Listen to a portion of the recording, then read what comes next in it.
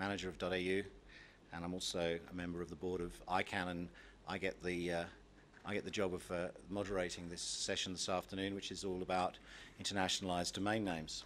And it's basically an introduction and a discussion on the findings of this report, which is .eu Insights International Domain Names, the State of Play. We've got a distinguished panel of contributors, one of whom is currently missing, but that's all right. Still distinguished, even though missing. On my far left is Chuck Gomes from VeriSign. Next to him is Indrajit Banerjee, who's the Chief of Information and Communication Technology in the CI sector at UNESCO. And as they say in the theatre, today's workshop, the part of Giovanni Seppia is being played by Emily Taylor, because Giovanni's unwell and unable to be with us, and Emily's been intimately involved in the domain name system for many years and now operates as a consultant in the area.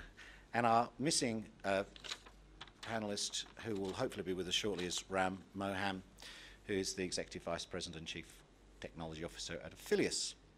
So I thought we'd start by asking Indrajit from UNESCO, given that it's a UNESCO kind of document, to, or was involved in the document rather, to give us an overview. To you. Thank you, Mr. Chairman, fellow panelists, dear colleagues. It's a pleasure to be here on a subject of great importance for UNESCO, as you know. And UNESCO, of course, looks at the issue of linguistic and cultural diversity from various angles. But I think most interestingly, UNESCO's concept of knowledge societies, which was presented at the World Summit on Information Society, both in Geneva and Tunis, to replace the notion of information society, because I think it is very evident that we're going for much more than information. And in that knowledge societies concept, one of the four pillars of the knowledge societies concept is linguistic and cultural diversity. And obviously, to many people, they wonder why we put that as a base for knowledge societies. And the reason for that being that in UNESCO's experience, as you know, our main mandate is to build peace in the minds of men. A lot of work in peace and reconciliation actually goes through understanding diversity and promoting and celebrating both linguistic and cultural diversity. And we think this is an essential ingredient of any knowledge society. Some very alarming statistics are appearing these days. And it is absolutely evident that language needs to be preserved, maintained, and promoted. For example, if nothing is done, half of the 6,000 plus languages which are spoken today will disappear by the end of the century. In 2008, it was estimated that 12 languages only accounted for 98% of internet web pages. English, with 72% of web pages, is still the dominant language online. So, in many ways, multilingualism in cyberspace is an absolutely essential ingredient of UNESCO's work. And for those of you who don't know what we do, our work is focused in the following areas: preservation of endangered languages, including indigenous languages; promotion of the use of mother tongue in education, again, a very critical issue which UNESCO has been dealing with for many years; promotion of languages in media, mainly public service broadcasting and the internet. And here we're doing quite a lot of significant work in measuring linguistic diversity in cyberspace. It's an ongoing project, which we'll be happy to share with you. Promoting development of local content in multiple languages. Again, here we have a report which we'll be presenting at a plenary session tomorrow, which shows you the connection between the availability of local language content and cost of access. In other words, the more there is local language content on the internet, the cheaper seems to be the access, and this should in itself provide a very strong argument to governments and member states to promote multilingualism in cyberstate. And last but not least, we provide assistance to member states in the formulation of comprehensive language policies, including multilingualism in cyberspace and building capacities. I would like to conclude, because I think a lot of the focus should be on this report that has been presented in this panel. I think it's an extremely useful and timely report, but it's still work in progress in the sense that I think there are many aspects of the report which can be enhanced, can be dealt with in greater depth. But I would like to point out to you one of the most fundamental elements of UNESCO's work in this area, which is the UNESCO recommendation concerning the promotion and use of multilingualism and universal access to cyberspace. I would strongly recommend that you go to our website and check out his recommendation, because this recommendation guides to a great extent over 193 member countries in their policies in the area of language. We recently received, as established by our General Conference, the second consolidated report on the measures taken by the member states, all of our 193 member states, in terms of progress made vis-a-vis this recommendation. And let me remind you, in UNESCO, when you talk about a recommendation, it means that it is to a great extent a binding instrument. So member states are obliged to report to us what they have done to promote the use of multilingualism and universal access in cyberspace. Some member states reported on their progress in the experience in the area of IDNs and new gTLDs. For example, Egypt and Jordan reported on successful experience in launching the internet domain names using Arabic letters, Arabic CCTLD, within the framework of ICANN's IDN fast-track process. The number of websites in .az domain used by Azerbaijan has increased 4 times in comparison with 2006, and measures were taken to provide the use of the letters of the Azerbaijani alphabet in domain names. So this is just to give you a very brush portrait of what UNESCO does, which will also then hopefully provide the context for the discussion of the report which my fellow panelists will present. Thank you. Indrajit, thank you. Just briefly, you've been involved in this area for, or UNESCO's been involved in this area, and it's been measuring multilingualism online, presumably for quite some considerable time since the internet was started. What influence do you think that the introduction of IDNs has had or is going to have on the work of UNESCO? Well, that's a rather complex question, Mr. Chairman. But in my view, I think it is going to have a huge impact, as this report will show to some extent. As the reports from member states come in, we are noticing that this new arrangement that ICANN is promoting is an extremely positive step forward. But I think this alone is not enough, in my view. I think we have to pursue our strategy. We should talk to our member states. We should ensure that there are incentives for people to use these domain names. And the most important thing which UNESCO is grappling with is content in local languages, because the relevance of content in local languages is a key. You might have domain names and so on, but how relevant is this content to the citizens of any country? So I think it's the right thing to do. It's the right step forward, but it has to be accompanied by many other measures. Okay, so what we currently have is a number of IDN CC country code top-level domains in existence, and they've been around now for some of them for over a year. What we're about to have in the not too distant future is some new generic top-level domains, a number of which will obviously be, or one assumes, will be IDNs. So I wanted to take a look at the status of that and talk about what's likely to happen and change with the introduction of IDN gTLDs, and also to talk about some of the things that tend to get forgotten, because it's how wonderful it is that we have websites that are in all sorts of languages and scripts, and how magnificent that you can have your domain name in Arabic or Cyrillic, but at the moment you can't send email, for example, using internationalized domain names. So Chuck, could I ask you to sort of address the issue of, well, the issue of email, and secondly, your thoughts on the likely impact of the introduction of new IDN gTLDs as a sort of provider of the backbone and facilitator, if you like, of that? Sure, Chris. Let me start off by complimenting you on that report. I thought it was a very good report, and it, I think, not only gives a lot of good data in it, but sets a foundation for future study and research. So I compliment you on that. IDN TLDs, well, to talk about the impact of that, let me go back to the year 2000 when we introduced our IDN testbed in .com, .net, and at that time .org. And I mean, it was obvious from the beginning, but we had no control over that, that users really wanted a full IDN experience with regard to domain names. They didn't want a Chinese second-level domain .com and ASCII. And those of you that aren't native English speakers can relate to that. So we have been waiting, and more importantly, the registrants of domain names in the gTLD world have been waiting for 11 years to get, and really longer than that, but to get a full IDN experience. So I think it will have significant impact. But as you indicated, and as you indicated as well, it's not just domain names that in an IDN script, both second level, top level, even third levels, et cetera, that are really needed. You mentioned email.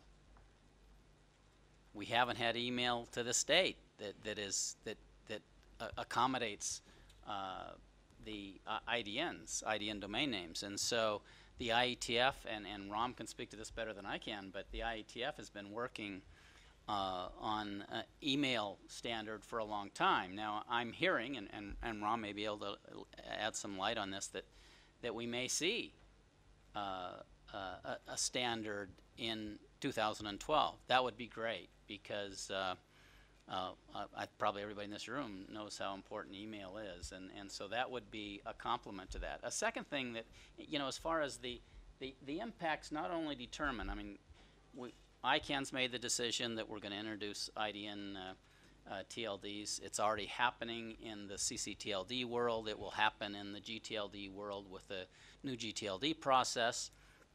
But there's more.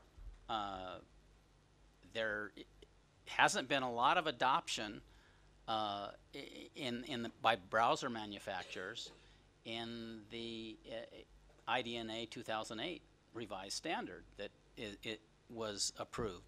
So that's important too. There are going to be some holes there until the browser manufacturers implement that. So there are a variety of factors that are going to affect that. I think in the long term, it's going to be huge. Are we going to see that impact immediately? Probably not. We'll see degrees of it, of the impact. And then as the browsers are updated to the latest standard, as email comes on board, and that may happen sooner than some of the browsers, we don't know, but there will be part of the problem solved with these. Okay. Thanks, Chuck. Ram, I think you can probably comment as well on those aspects that Chuck's been talking about. Sure. Thank you, Chris. Just to expand a little bit and perhaps take it at a different level, I think the fundamental issue here is about uniformity of user experience. IDNs are kind of the gateway. The internationalized domain name merely gets you off the ground. But the uniformity of user experience is really where it's lacking. And you look at email, browsers, search engines. Yesterday there was a panel where we heard that if you type in an IDN URL in Facebook or Twitter, it does not automatically convert it into a web link because they don't recognize an IDN domain name as a URL, right? So that kind of acceptance has to happen at the application level. Now, Chuck and Chris, you were speaking a little bit about email. Much work has actually gone into in the IETF and the standards bodies on making email actually work completely in local script. There have been draft implementations by several countries. And my company, Affiliates, has a draft implementation as well. We've been participating in those trials since 2007. In 2009, for the first time, we managed to get emails going.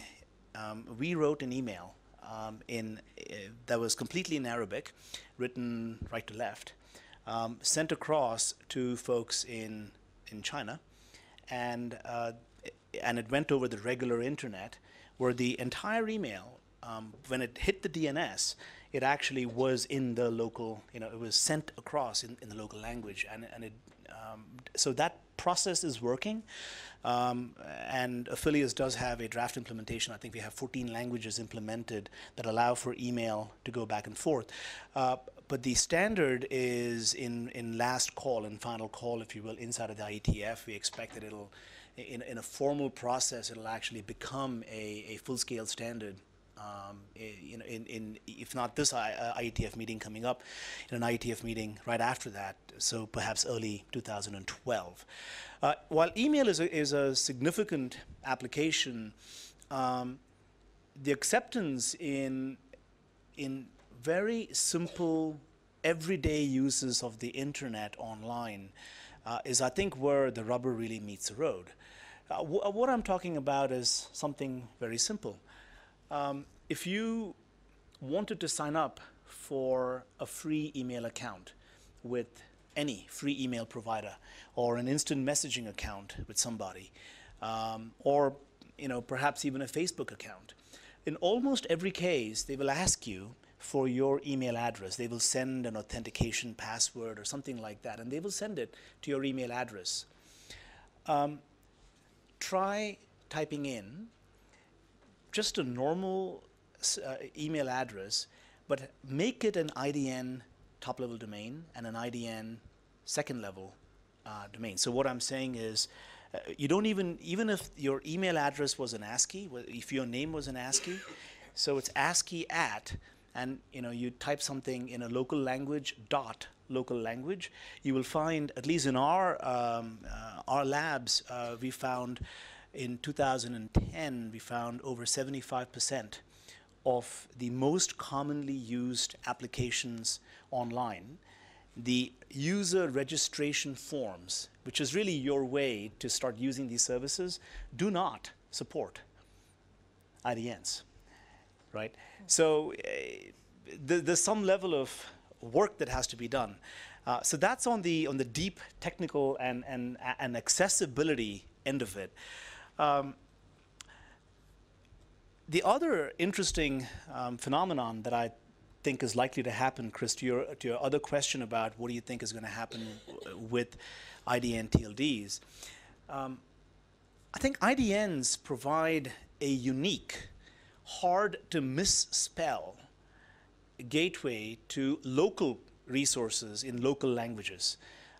If you look at even the word India, right, you would think that it's easy to spell. It's just 5 letters in English. It's relatively easy to spell. I can't tell you the number of various spellings that come through based on the way people hear the word. I speak Tamil, so if you hear somebody speak the word India in Tamil is India, right? And you try to get that back into English or into Hindi, and you may add an extra E instead of an I, 2 E's to represent the I. However, if it was an IDN and in the local language, everybody knows there is just one way to do it. So I think that misspelling and that level of confusion will go away with IDNs coming in. I just want to go back to that email. So it's an email completely in Arabic, Yes. including the address, Yes. that was sent to China. Yes. Did they reply? In Chinese. Or did it go into their spam box? No. It was a live test. We did that at an IETF meeting, and they replied. In fact, they replied and they copied the Koreans in Hangul, and it reached both places. Wow.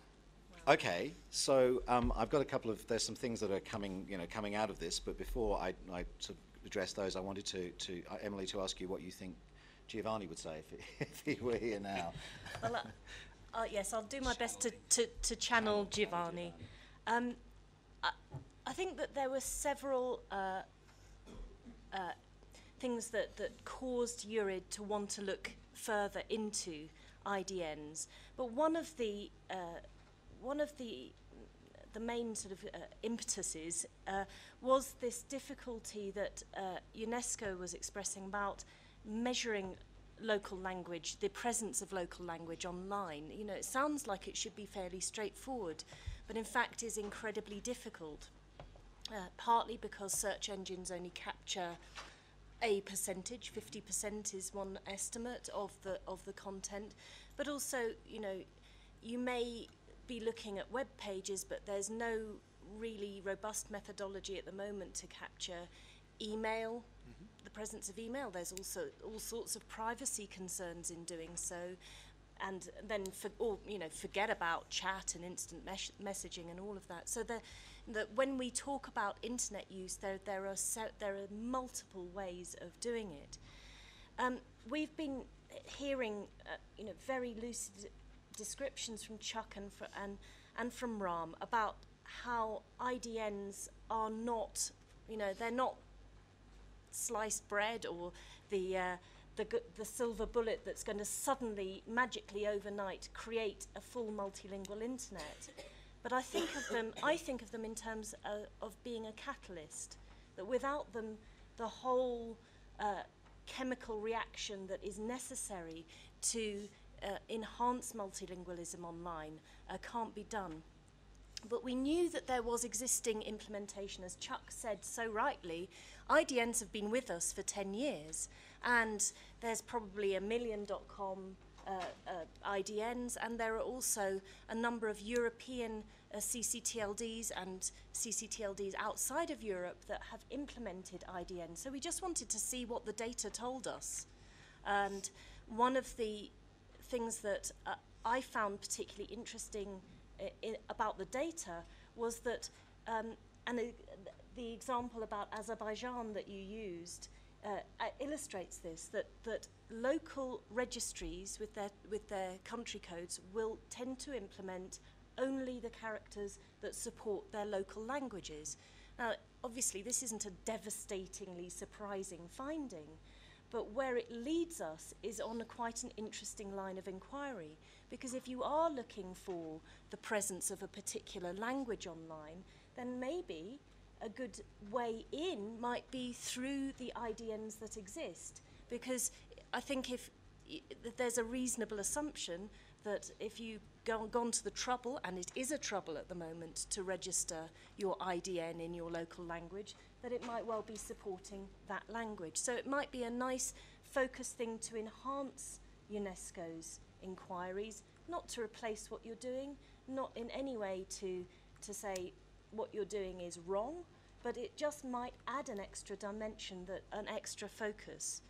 And as all of the speakers have highlighted, it's one of these things in life, the closer you get to where you want to be, the more frustrating the gap is. And as Chuck said, to have IDNs at the second level was almost worse for many people than not, because it highlights, particularly for the right to left scripts, just the torture of finding a resource on the internet, having to change your keyboard language halfway through typing a domain, being muddled up about what's at the top level and the second level and where all the hierarchy is. And the examples that we found in particularly the launch of .rf, the Russian Federation domain, which proved enormously popular. It had a great big launch with over 500,000 registrations in the first month. And we also learnt from a registrar in Russia that users, again, who's surprised by this? Users in Russia love it because they're not making the misspellings. They're not getting lost. They find it easy to operate with a domain that speaks their language. And I'm looking forward to the next years. We're hoping to make this an annual study, because one of the things that not hampered our research, but one of the things we were very excited about doing was to report on the experiences of the Egyptians and others who were so caught up with events in their country that it was very difficult to capture that data, and in many cases it delayed their launch for very understandable and very excellent reasons. But we're hoping that next year we can expand on this, expand on the number of domains that we're looking at, and also, I hope, maybe to start to touch on that linkage with content, because I think then we would start to get to a very interesting story. Thank you. Thanks, Emily. Okay, I want to sort of take a couple of the points that have been raised and drill down a little bit. Ram, you talked about application forms that you're filling out to get an email address or whatever. So, and them not accepting IDNs. So, whose responsibility? Whose responsibility is it to cajole, persuade, inform, force, perhaps, this to occur? And let's start perhaps with the UNESCO view, because whilst it may not be your responsibility, I assume you would believe you play a role in doing that. No, I think it's definitely not in UNESCO's areas of expertise or competence, but I think what we would do in a very simple sense, and as some of the comments were made, is that we would like to ensure that all steps are taken by the players concerned, and UNESCO has that convening power with 193 member countries, that all steps are taken to facilitate, however, whatever technical means you use, to ensure that this doesn't become a problem in the promotion of multilingualism in cyberspace. I mean, if this becomes an obstacle that hampers the implementation, and I can share with you many of the comments made by member states of what were the challenges to promoting multilingualism in their reports to us. And then if this obstacle becomes such that we feel that we will not be able to go ahead with multilingualism in cyberspace, and languages keep on dying, as I said, at the end of the century, half of the 6,000 languages which exist, then we'll use all our might, all our convening power to ensure that member states put sufficient pressure on the organizations concerned, especially the technical people, to get this done. The point is that UNESCO will not stand for anything unless it's an insurmountable technical problem, and which I understand it isn't. That would hamper us from promoting languages and linguistic and cultural diversity. Okay, so Chuck, you've got a level of you introduce an IDN, you're running the IDN as a registry, and it's the same applies to you, Ram. Your responsibility stops at that point? No. Can you put this on? No, I don't believe so. In fact, again, let me use a little history. When we first did the test bed, and then it evolved into an official program once the first standard was approved, we had the same problem. The applications, they did not adopt it right away, and so we assumed part of that responsibility. Now, how much effect did we have? I don't know. I mean, we went to the browser manufacturers, for example, and tried to encourage them to update this and so forth. Still took quite a while before they actually did it, and some did it before others. Same situation now with IDNA 2008. I was talking to someone from Microsoft earlier in the week, and we're talking about that, and he pointed out what I already knew, is that they have some 3,000 products or something. This is just one little one here. It's going to come down to a demand issue. So, Emily, you're right that this can be a catalyst. The more names, top-level IDN names are registered, that'll probably help. They're still going to weigh it in their own business metrics in terms of, does the cost, are we going to get enough value out of this to do it? So absolutely, I think we have a responsibility to try and encourage the application makers to implement the new standards, but it's going to be all of us, really. It's going to be a community effort to make that happen. Ram? So let me make perhaps provocative prediction. You were saying if we do nothing, 50% of the 6,000 languages may go away. I think it's actually perhaps even more dire than that, because if you look at the current state of affairs, and you look at what I think is general apathy from the application market to implement the multilingual pieces into their applications, I predict that in 5 or 10 years' time, we may only have 40 or 50 languages that are actually universally accessible wherever you go in the world. And I think a lot of that will be because there is not an initiative to actually help move this forward. We can depend upon market demand to drive some of it, and that market demand is, I think, what will get us to 50 or 60 languages or scripts, right? But beyond that, what is the real reason for someone in India to implement a special set of code that affects just one language that has, relatively speaking, only 6 million people speaking it, right? When the opportunity cost is far greater, I could instead take the same amount of effort and I could address 40 million people in another language, right? So I think, therefore, there are two problems here, Chris. One is there is no single body or single organization that can actually turn the key and get this engine rolling. And because of that, each one of us in our little piece do the best we can. You look at why did we even begin doing an IDN email implementation? It was because we were very frustrated and we had users coming up and saying, I've got the IDN domain name, but I can't really do the most important thing I do with it, which is email, right? But I'll say this, we have this program out. We've been inviting individuals and companies and universities, et cetera, to go partner with us. We're giving the service away for free, and there is very little traction on a global basis because you're one small organization, and getting that level of interest is a pretty daunting task. So can I just push? I just want to push back on that for a second. Is it an extraordinarily naive view for me to say the plus side to that could be email works, browsers work. Plus, the plus side is that those language communities that are not actually being catered for simply create their own applications that do cater for their language or their script, and actually become sort of self-sufficient, if you will, and build on that. Or is that it just like ridiculous and?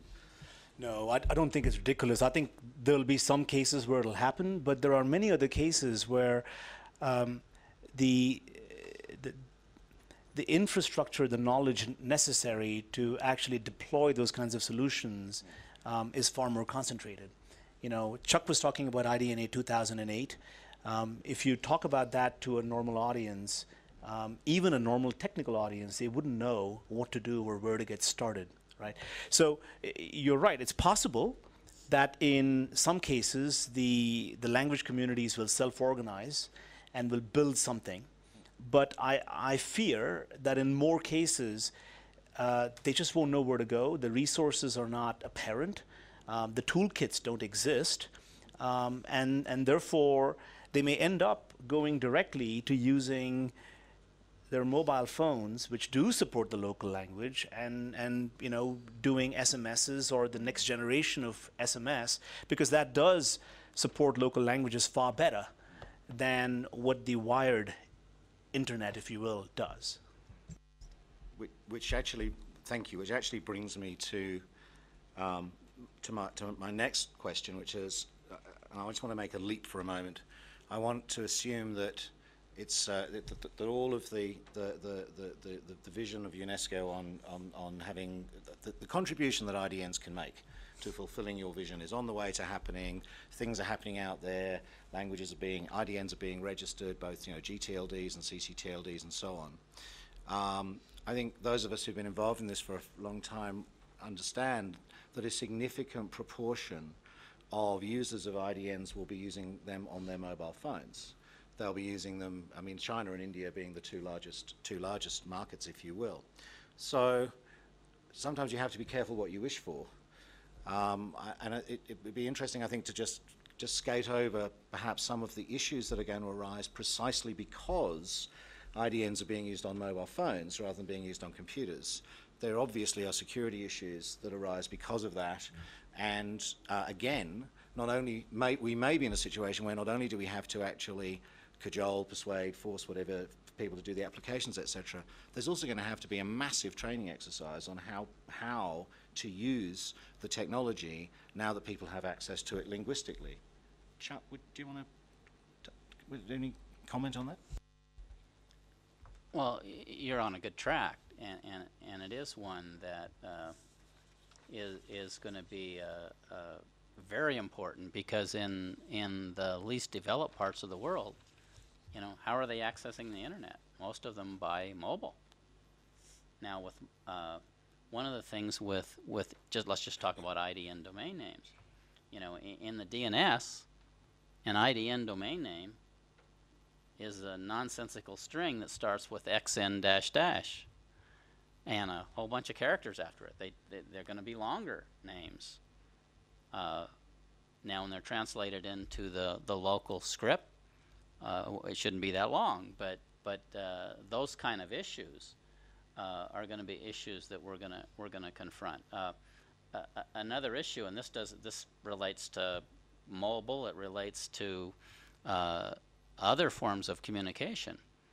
A tool that all of us have used over and over again is Whois. Whois is an archaic protocol, and it doesn't do a good job of accommodating. In fact, maybe it's more accurate to say it doesn't accommodate IDNs at all. Now, is work going on that? Yes, but it's work coming very slow. So a lot of those issues, being able to go to Whois, and what are you going to see? You're going to see xn -- and some meaningless string of characters. You won't have the average user, most of us, wouldn't know what it meant without looking it up somewhere. So, you know, there's some real issues there to be worked. Emily? I just wanted to talk about the thread that we've been going on about the necessity for the software tools, the wherewithal to create local language content. And of course, a lot of local content, or a lot of content, user-created content, is now being created on social networks. And I was on a panel with someone from Facebook the other day, and they were describing the way that they have approached getting their multilingualism sorted, which is to use users as the translators of the, not only the content but the framework itself, and to sort of set up a process where a bulk of the work is done locally by amateurs, if you like, but people who are expert in the language because they speak it, and they also, of course, the whole thing of creating an interface in your own local language is not as simple as just a straight like-for-like translation. It is what is also culturally appropriate for you or meaningful in those labels. So that seemed to me to be a very hopeful and effective way of mobilizing the speakers of smaller languages. But of course, we can talk about endangered languages, and that is, of course, a real problem. But we're not talking about endangered languages. We're not even at the endangered languages. We're not properly supporting Arabic, Chinese script, hugely popular languages at the moment. So that was what I wanted to talk about. The impetus for Facebook is non-commercial in terms of their users, and the users' impetus is non-commercial. So, Interesting. Yeah, again, to come at it from a non-technical UNESCO perspective, is that, when we, by the way, we have an extremely interesting document which is called the Endangered Languages Atlas, which you can find on our website. And I think this is a very powerful tool to create awareness of how bad the situation is. As Ram said, it's worse than studies actually reveal. But I think when we assess this issue of multilingualism, we find so many other problems. I mean, language and politics go hand in hand. That's one huge issue. The awareness and the willingness and the commitment of member states themselves, often because they lack resources, or often because of political reasons, often because some languages are privileged over others. I mean, so these are, UNESCO also looking at it from a policy angle, and from what I can gather, it will not be any single player who's going to solve this problem. And our role here would be very much to, as a convening authority, as an authority which could provide policy tools and guidelines. Other technical bodies could provide technical tools and guidelines. So I think you have to have number one, you have to understand the direness of the situation. And number two, you should understand how important, critical it is to promote multilingualism in cyberspace. It's not just, let's have more languages on the net. And number three, create a coalition of players, of the most important players, including you, Mr. Chairman, ICANN, and other players, to see what should be done as a prospective approach. Most of the time, these issues are discussed by technical people. It doesn't reach the policymakers who say, get the job done. I don't care how you get it done. I want these languages to be in cyberspace. In India, we have even the funny situation where scripts have been developed in Indian languages by people outside India. And now the government is saying, no, we will not accept this. We want to develop our own. In the meantime, the people have taken this. Tamil is a very good example. It was developed by somebody in Malaysia and Singapore. And so it's very complex. It's not, what I'm trying to emphasize is it's far more than just a technical issue. I'm really pleased you said that, because that gives us the opportunity to say that's not all our fault, and that and there's only so much that we can do. Ram, did you want to talk about briefly just talk about sort of issues arising, some security stuff, and how the challenges that exist there? Did you? Because you were nodding at me when I was saying it, so I assumed that meant you agreed with me. Yes. You may not, but Although, there's a well-known thing about Indians and the way they nod. Sometimes you nod yes and you really mean no. That's your part of the country. There you go. Two things, Chris. IDNs by themselves, I don't think are going to create some significant new set of security problems. The kinds of issues that exist with the internet today and the domain name system today are likely to just expand and transfer over.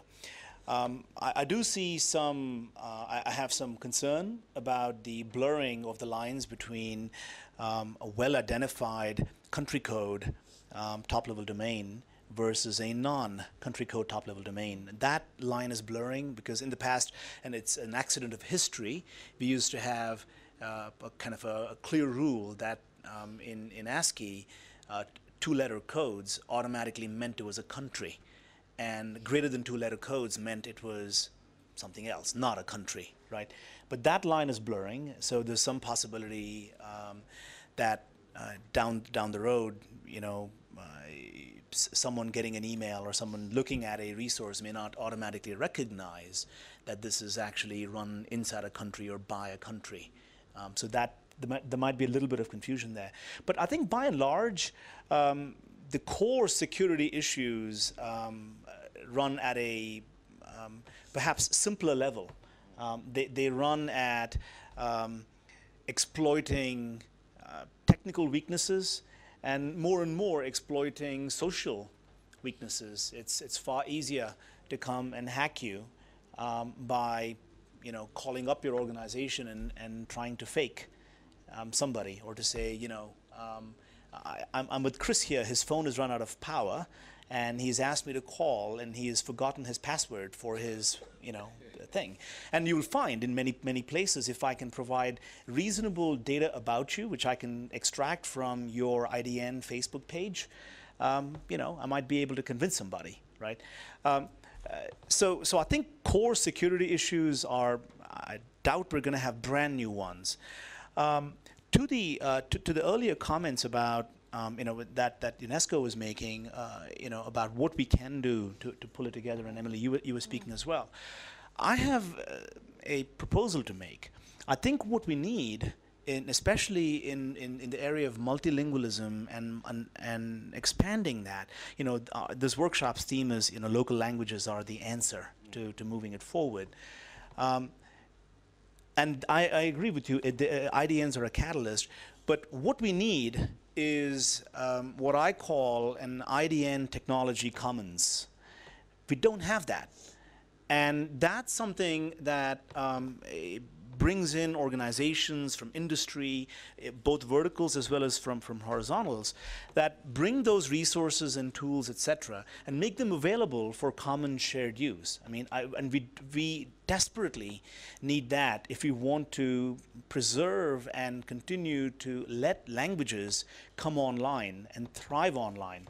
Because with a common set of shared technologies, and if you have an IDN technology commons, then the scenario you were presenting, Chris, of a local language community self-organizing becomes very viable, because you have a commons that you can depend upon. And today, because an IDN technology commons does not exist, you have a starting stumbling block. So let me pursue that for a little bit further then. Who would start that, and who'd be in charge of it? Who'd be the catalyst for that? And then I'm just sorry before you go on. And when Ram's answered that question, which doubtless he'll have an immediate answer to, I'm going to come out to everybody here and see if you have any questions or comments to make, because we'd be really interested to hear what you think. And I guess my answer was actually going to be, we should ask, perhaps UNESCO. I was kind of hoping that's what you might say. That's a conspiracy. There you go. Well, on a lighter side, I recently read a BBC report that some linguist, he discovered a language in India, a new language, which nobody knew about. So let's hope that keeps happening too. But I mean, if 28 people speak a language, I'm not sure they have a very bright future, although we know that they exist, All right, so you've heard us talking about IDNs, the future, and so on. Who'd like to kick off with the gentleman there? How are we doing with this, Kieran? Oh, you've got one in front of you. I'm sorry. Could you also tell us who you are and where you're from, please? My name is Norbert Bollo. I'm speaking for Human Dignity Initiative, which is a small Christian ministry and human rights advocacy group. And I wanted to point out that as we move into this area, which is of course extremely important from a human dignity perspective, I don't need to tell you about that, we must really think about debugging. I have a technical background and I've debugged a lot of mail problems. Even with everything in ASCII, that can be challenging. I shudder at the thought of having to debug a mail problem which uses scripts that I cannot even copy correctly. Thank you. Anyone on the panel want to comment on that? I do understand the issue, but I'm completely technically incompetent, so I can't. Mohammed, did you have your hand up? It looked like it to me.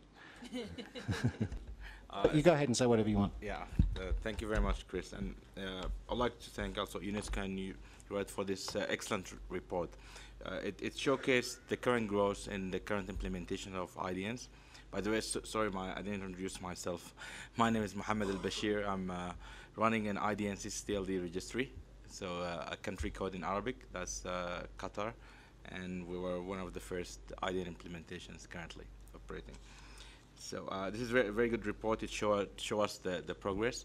I think we need to have more researches in two areas in the future regarding IDNs. The first one is how the native users using IDNs to access information resources, how that changes their current patterns of access for Arabic internet users, how the IDNs really change how they access information. That's one area that we need to do research on. And the second area I think we need to also to work on and evaluate also the impact of IDNs in terms of content development, really. There's lots of theories about IDNs, yes, are catalysts, encouraging content development, but we don't have really solid researches done on that. So I think this is the two areas that we need to have more work on. Yeah. Is the Qatari IDN live? Currently, we're in sunrise period. We're going to go live in 18th of October. Okay. I can say figures less than 100 domains. Those are in 1 month. Most of them reach out, so government entities. There is demand. We did some research. There is demand locally. we can see people are very interested to get the names because it's more meaningful to them as well. But we did initially some research about what their preference is, for example, because Arabic is one of the languages not abbreviation friendly, for example. So most of the users, they preferred short, easy names, and that's currently most of the demand we're seeing, people asking about that. Can I ask you also one other question, which is, do you think that you as the CCTLD manager or the government will need to involve itself in that sort of persuading the application providers to provide the ability to interface with those in Arabic? We had to do that. And I can tell you one example. For example, browsers. We had to contact Mozilla to ensure that the new TLD string, .qatar in Arabic, is already included in their whitelist, because the mechanism that they add IDNs to their to enable an IDN string to be working on the browsers, just they have a whitelist. So we had to reach out to them, send a bug request, fixes, and we went through that process. Other browsers vendors, they were proactive more. Once they have seen ICANN is delegated that IDN string in the root, they already included that in the next update of the browser.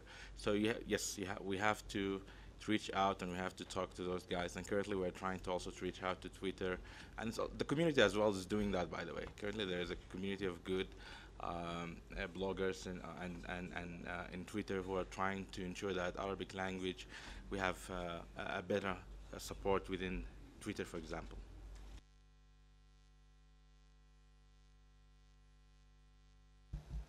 See if I can make this work.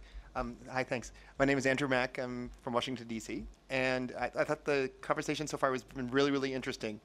It strikes me that there are maybe two functions of language, if you will, that play into this pretty importantly, because as I was listening to you talk about the UNESCO perspective on this, one function of language is an inter-community kind of, a trade or a communication between me and people that I might not necessarily know.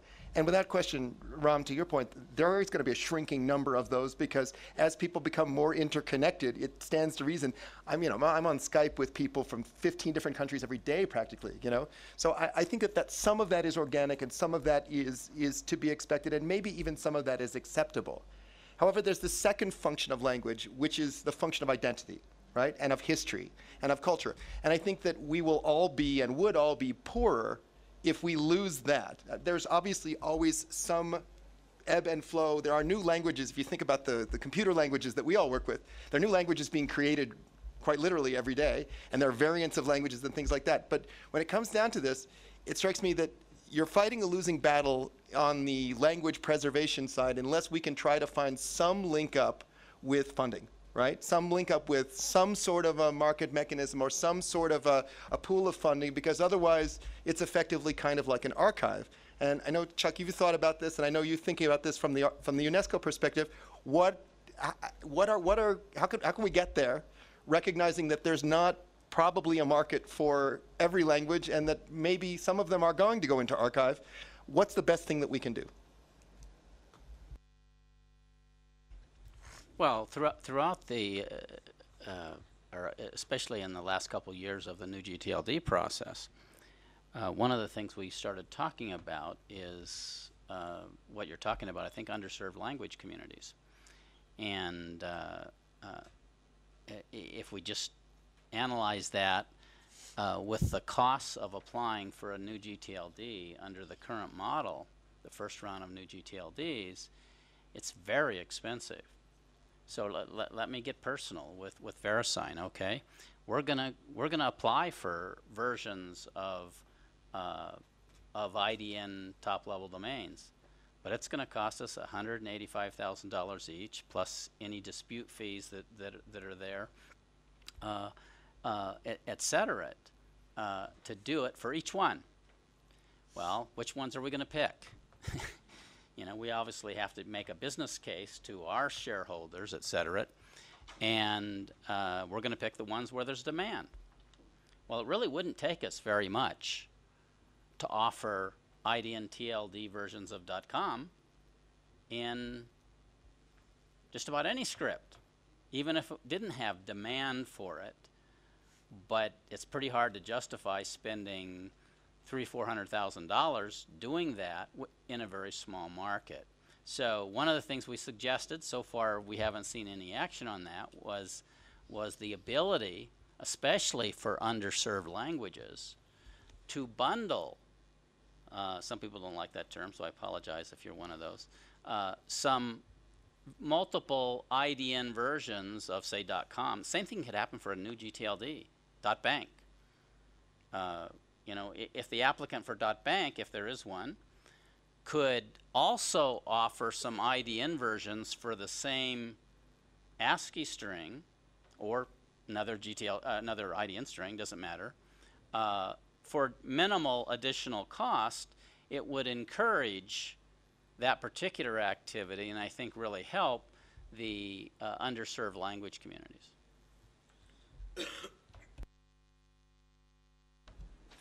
Well, thank you for that point. It's obvious that it happened even with the television markets long before the internet came. That small language groups, cost of production was too high. Given the number of people who were consuming this, advertisers were not interested. This is how a lot of the countries, even in Asia, have been suffering in terms of languages and the media. But you see, our approach is this, that the shadow of the market will always loom on these issues. I mean, today we don't talk about culture, we talk about cultural industries. That's how far we've gone. And without funding, protecting and promoting any culture becomes a real issue. But we are going to release a report which we jointly did with OECD and ISOC, where we, for example, show that the availability of local language content reduces cost of access. Okay, the more there's local language content, there's more incentive and use of that content, and the cost becomes less. Now, if you've got if you have 28 people, like I said, speaking a language, you know, I don't know what media services we can really provide them. Even radio would be a hard sell. So UNESCO's approach is this, that as a principle, we have a convention, as I mentioned, which promotes multilingualism in cyberspace. Of course, we promote multilingualism in outer cyberspace too, in reality. But a lot of our work resides in advocacy, explaining to governments what is the importance of language, how preservation of culture, cultural heritage, inevitably passes through preservation of languages. And that's the best we can do. And if your point about fighting a losing battle, I think we win some and we lose some. Look at the work we're doing on endangered languages. It's been a tremendous success. We look at the work we've done in protection and promotion of cultural heritage sites around the world. We even have a Google map now, which you can use to go and visit each of the World Heritage Sites in 3D. I mean, we're doing what we can.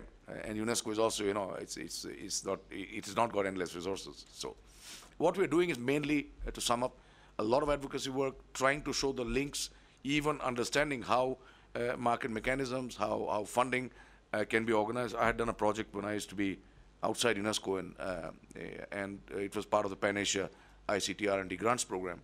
And we had given very little money, about $30,000, for somebody to develop a script in one of the languages spoken in Pakistan. Okay? There was no font, nothing for it. Very complicated script. They developed that font, and you know, it was like 5-6 characters together on one key, so you can imagine the amount of work, technical work which went in there. And the moment that font was created, because it was serving a community of 200 million people in Pakistan, Microsoft came in and said, we'll take it up, we'll develop applications, content, and everything else for them. So there it worked because there are 200 million people. You see, so I fully agree with you that there are, and last but not least, I think one must, it also is a question of what is your starting point in understanding culture. A lot of things have disappeared.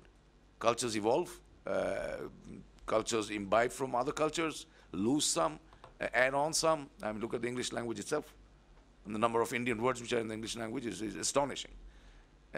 We've so internalized them, so we think this is part of the English language, but they're actually all Indian words. So I think there is a lot of ebb and flow in cultural evolution, and one should not have too rigid a point. I'm not saying you shouldn't protect all forms of culture, but I'm saying If some is lost because it couldn't be protected, because it was not a large enough community, because resources are not available, well, you know, you learn from that and say, I will not let it happen the next time. That's our position.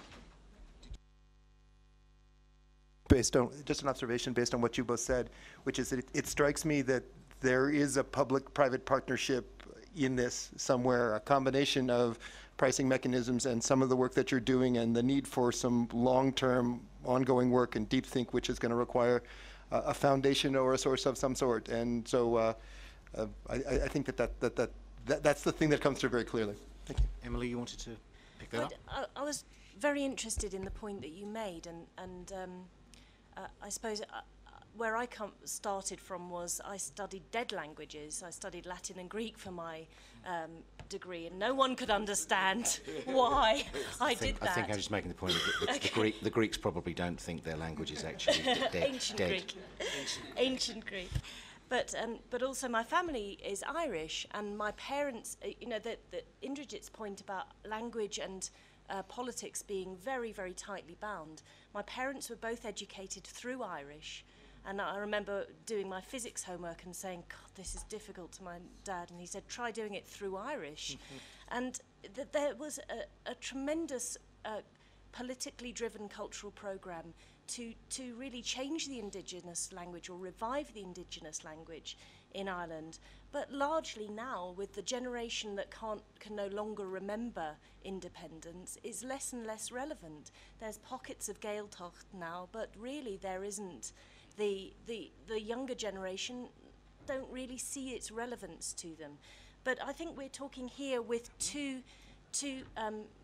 on two parallel streams. There is still a something I feel very deeply about. There is still a point to preserving languages that have died, because there is such a rich cultural heritage, such a lot to learn from looking at what is left behind and the literature and so on.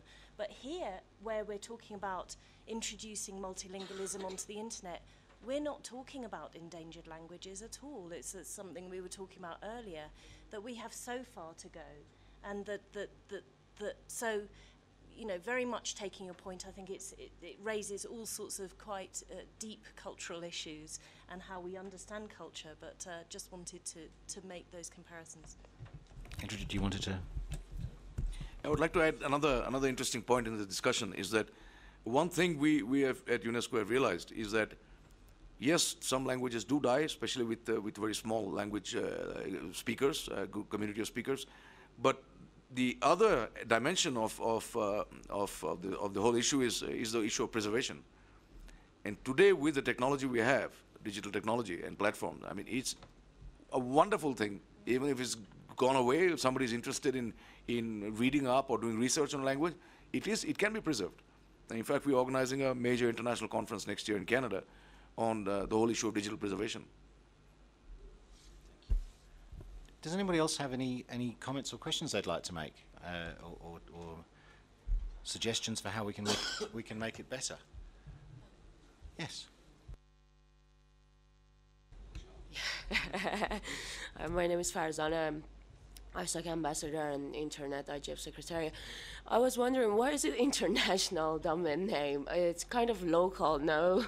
It's kind of, it's based on countries rather than international. It's not international. It's an extremely interesting question. Ram? So it's, you're totally right. I mean, languages they have a locale about them.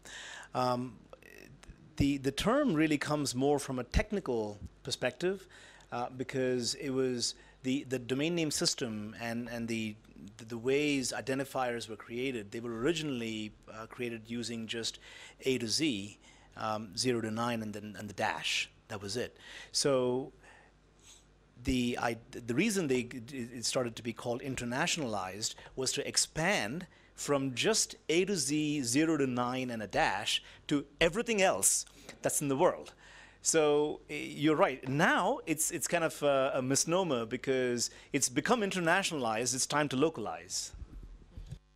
And it certainly wasn't because the US considered themselves to be the only national That there is. That was definitely not anything to do with it at all. Did you want to?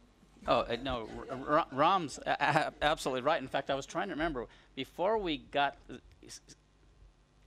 centered on the IDN term, there was another term we used, and I can't remember what it was, but technically I think it was problematic, so we moved away from it, yeah. But you're absolutely right. You're right on target. Anyone else? Oh, you carry on. So I don't know if I was sleeping. You mentioned that, and I just didn't get it. But so, what would be the impact on development, and why haven't people, countries, taken the IDNs so seriously? Because they've been around for 10 years, I think. Sure, that goes back to some of the things I said at the beginning. It's half of an experience, right? It doesn't really solve the problem. It's not even half the problem, I think would be an accurate way to say it. If you have a keyboard problem with regard to entering ASCII characters, you still have the problem if it's an Arabic version.com, and of course we right now on the second level we haven't solved the right to left problem either. So that's with IDNA 2008 where that comes in. So and then you come back to the applications not supporting them. Now of course they're doing it for the original protocol, the standard, but they're not yet for the most part for the new standard. I've got everyone queuing up to answer your question. I'm going to do Emily, Ram, and then Indrajit. I can do the sort of ignorant, non-techie answer, which is that I don't think sorry, I'm going to have lots of negatives in this sentence. It isn't that countries haven't been taking it seriously. In fact, within the IGF environment alone, this topic has been something where there has been quite a lot of push and pressure, quite rightly, for the technical community to bring this to everybody. But the simple answer to your question is that it's only this year, or in the last 12 to 18 months, that internationalized domain names have been available all the way through the domain name. And that's, for a combination of technical reasons and also organizational priorities within the ICANN environment. And Chris, who's not mentioned it, but I will mention it, was one of the key people who instigated the fast track for countries and actually had the drive to see it through and push it through. And there's always lots and lots of good reasons not to do something, but I think that his contribution to this should be recognised. Thank you. It takes about 10 years to get to overnight success. We're kind of there with IDNs. It's taken that much of time to even get to a basic level of understanding that this is really critical, and effort and research and analysis has to be done. I come from India originally, and for the last 5 years in India, there has been a tremendous amount of effort that has been expended in learning how to actually express the various Indian languages in the domain name system. There are 22 official languages in the country, but it so happens that 9 of those 22 languages are all represented in one script. They're different languages, but one script. And so learning how to handle that took a few years. I worked with Muhammad as well as others in working and learning on Arabic. And if you look at Arabic, many people think Arabic is the language, but underlying it is the Arabic script that is used in Farsi, it's used in Urdu, it's used in Pashto, it's used in many languages, Jawi, etc. And the Arabic script IDN working group took, I think, 2.5 years to try and come up with a workable model of how to use a common script across the board when at the same time there are individual requirements for specific languages. So that's why the overnight success has taken so long. It's also why, perhaps not for the last time, but certainly for the first time, when the resolution was passed introducing IDNs, it's the first time I've ever seen a room full of people crying. It was really quite extraordinary. Interesting. Yeah, to come back to this perennial question of preservation of language and whether they constitute markets or etc. The other side of the story is very interesting, because with the mainstream media, one of the problems that they had was going across borders. Even with satellites, a very expensive business and so on. With the internet, what we have observed is that there is a general phenomenon of deterritorialization of languages and cultures, which is that cultures are not based in one location anymore. They've crossed the space within which they were actually defined and existed. What has happened is, for many of the cases in many Indian languages, because of large communities of Indians speaking specific local languages lived outside, people who launched websites and portals and stuff benefited enormously, because the number of people who were in the locale, that cultural space was not large enough necessarily to have a market. But when you spread it out and everybody can access it in their own local language through the internet, it becomes a huge market. So there is that part of the story too. Absolutely. Anyone else? I have a final closing question for everyone. But yes, sir. Hi, my name is Gideon from DCA. I'm Kenyan. And yesterday, friend from Qatar talked more about the variations of the different in the scripts, and also the Chinese. And with the advancement and with the more years it takes to achieve, who becomes the winner at the end of the day with the different variants? How do you work it out? Because eventually, if they are successful, it will come to a point where one will say ours is more superior to the other. Did you get that? Okay, thank you. So I guess the simple answer to the variant question is, if in your local language, if a word has one or more variants associated with it, in the domain name system, each one of those words are unique and are considered independent and individual, right? But if the community believes that one is identical to the other, and that's therefore called a variant, right? We need technological ways to just link them all up, make them all a bundle, and just make them available. And whether a variant is accessible live through the internet or not is probably going to vary in each locale. Each registry is going to make a different decision based on what the local community needs. But the winners on variants are all the people who actually use that language, because they recognize a word written multiple ways. And the responsibility, I think, from the supply side is to make sure that all of those various ways take you to the same place. Thank you.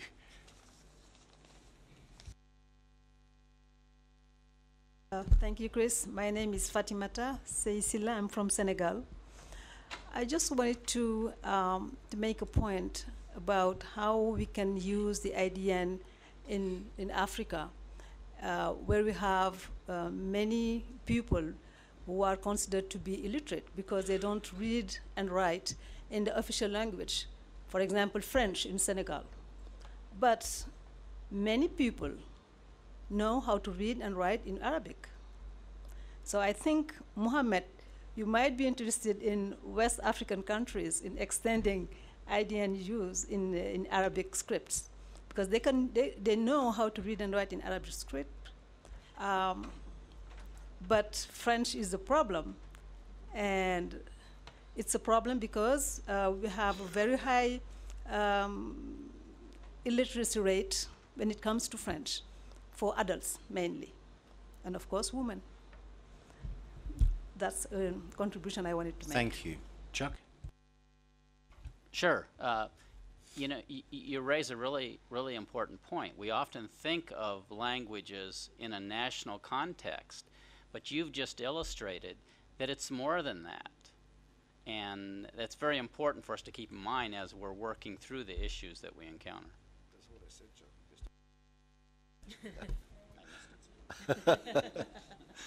If I may Yeah, add, go ahead, yeah. if I may add something, the local languages we're using in Senegal, like Wolof or it can be Bambara and or something else, people who are not literate, they use the Arabic to express themselves in Wolof, in local languages. So they use the Arabic script to express themselves, to communicate between themselves. So again, it can be local, but they're still using another language and other scripts which are not Latin.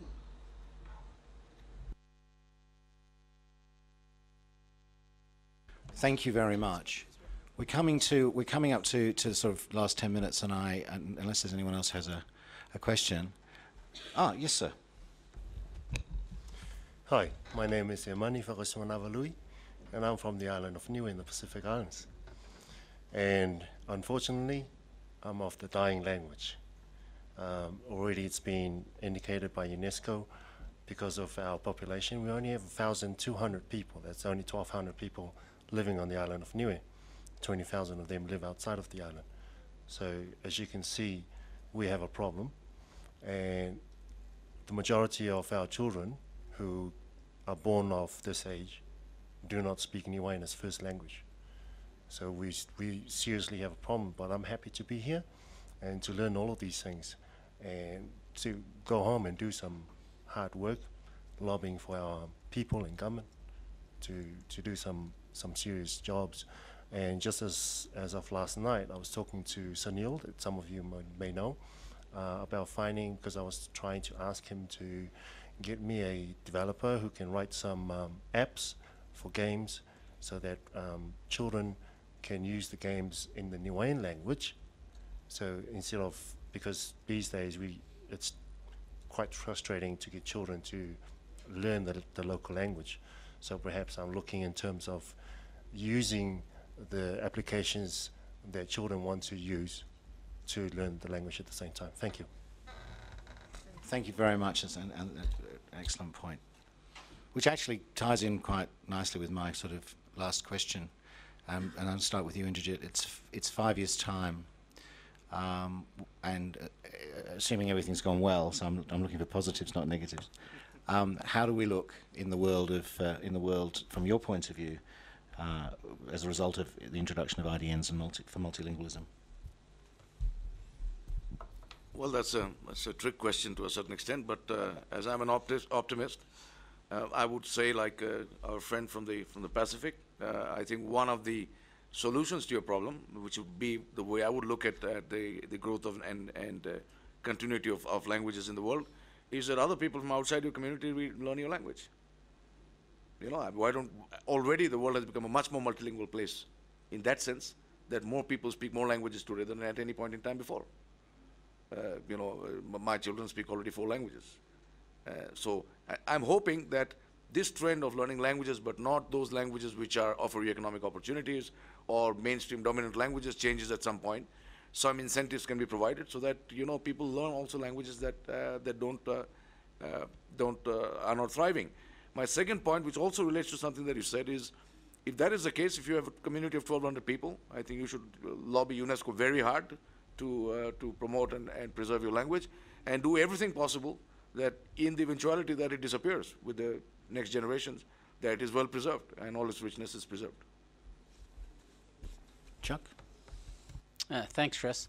Well, I think 5 years is a good target. I think we're going to really start to see the advantages of IDNs in about 5 years. I think that's more than enough time for the application developers to do some really good work,